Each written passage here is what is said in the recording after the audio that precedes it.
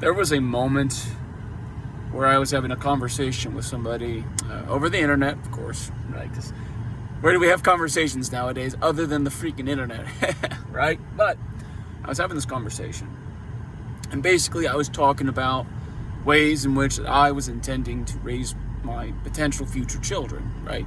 I explained how I was going to limit their outside influences, right? You know, I was going to find a way to be financially capable of not having to be away from them, you know, constantly physically away, like 8+ hours a day, 5 days a week, 365 days a year, right? That's something I think is very important for raising a child, right? That you have constant influence over them, like a coach does their athletes. You know, a coach will be with their athletes, you know, 90% of the time. You know, they'll be with them through all the thick and thin, the hard training regimens, you know, cutting weight, all that stuff. And that's why coaches have such great relationships with their athletes, because of the specific amount of hours spent with their athletes. At least those are the good coaches, in my opinion. And in the same manner, it's important for a father and a mother to be with their children hours out of the day. Why do I say this? Why do I bring it up? Well, I was explaining this perspective to this person, whom I will not name, and frankly, I don't even remember their name, but I was explaining this to them as it being a viable strategy to raise your children in the crazy era that we find ourselves part of every single day in modern society. And this person had an absolute doomer mindset. They said, no, it's pointless. No, the government will still get your children. And he was frankly saying some pretty insulting things. I took none of the insulting things to heart, because this person's either real or they're a bot. But either way, it's important to have these conversations, even with people that you might disagree with. Okay, and frankly, I do disagree with that person. I think that they're wrong. I think that they're basically creating a narrative where it's okay to give up and to let the government win. You know, I think that is a narrative that is, frankly, it's unhelpful. Okay, because even if it's true that quote unquote the super elite have already won, and it's already true that things are always just going to be hard now, then we have no choice but to live with it and to do the best that we can. And I, for one, am not going to just give up, quit, go dig a hole somewhere and bury myself. Of course not. Look, if my end here on earth in this physical body is one day to be dirt, so be it. If I'm going to die one day, I can live with that. I can, you know.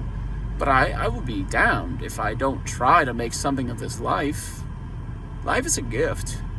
Okay, it is a gift. Ask any individual who's come out of something kind of tough. And I'm not necessarily claiming to be one of those people. I've just read a lot of books. I've read a lot of books of people who have gone through hard times, and they always seem to come to the same conclusion, that it's better to live and to try and live a full life than to not. At least that's the conclusion I've drawn from these kinds of persons, and really I've drawn for myself. Living is better than not living.